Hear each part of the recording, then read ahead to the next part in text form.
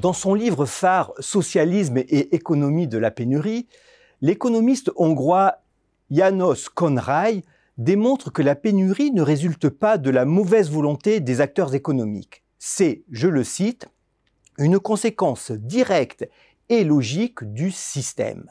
En France, depuis plusieurs mois, 450 médicaments subissent des ruptures de stock chroniques. À qui la faute? À l'avidité des laboratoires privés ou au système de santé? C'est le sujet de mon billet libéral. La pénurie d'amoxicilline, l'antibiotique le plus prescrit en France, notamment contre les angines et les otites des enfants, a déclenché la polémique, redoublée par la décision de l'exécutif d'augmenter de 10% le prix de la boîte de gélules. Le gouvernement veut empêcher la pénurie et nous empêche de l'acheter en ruinant la Sécu. C'est ainsi écrié un député de la gauche radicale. Quel est donc ce système qui dysfonctionne? Eh bien, il est capitaliste, puisque les molécules sont fabriquées par des laboratoires privés qui sont censés faire des bénéfices pour financer leurs recherches, pour rémunérer leurs actionnaires. Ce système est aussi, par certains côtés, collectiviste. D'accord, le mot est un peu fort. Disons qu'il est socialisé. Les prix des médicaments remboursables par la Sécu ne sont pas fixés par les producteurs, mais administrés par l'État, par le Comité économique des produits de santé. Que l'État maîtrise le prix des médicaments ensuite remboursés, cela paraît logique.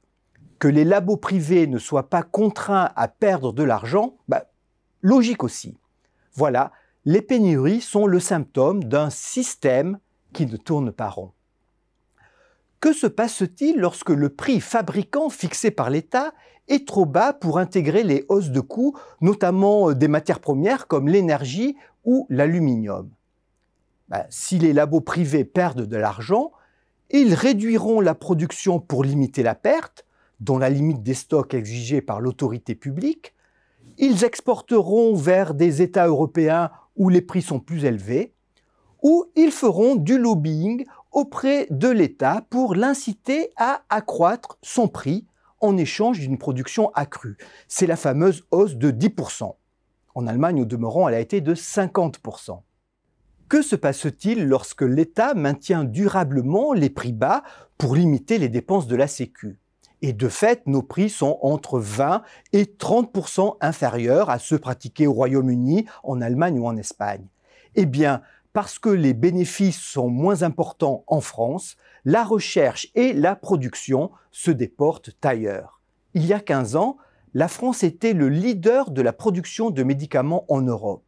Elle est désormais 4e, derrière la Suisse, l'Allemagne et l'Italie. Et une réindustrialisation paraît difficile.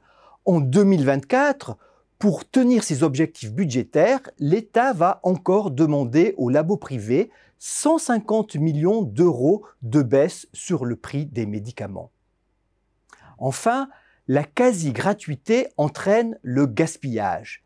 C'est en France que le reste à charge en dépenses pharmaceutiques est le plus bas d'Europe, 13% contre une moyenne européenne de 27%.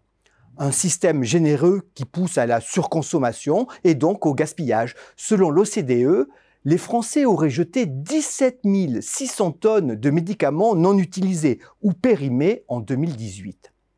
Devenue un produit mature, la boîte de 12 gélules d'amoxicilline 500 mg est payée hors taxe aux fabricants 1,21 €.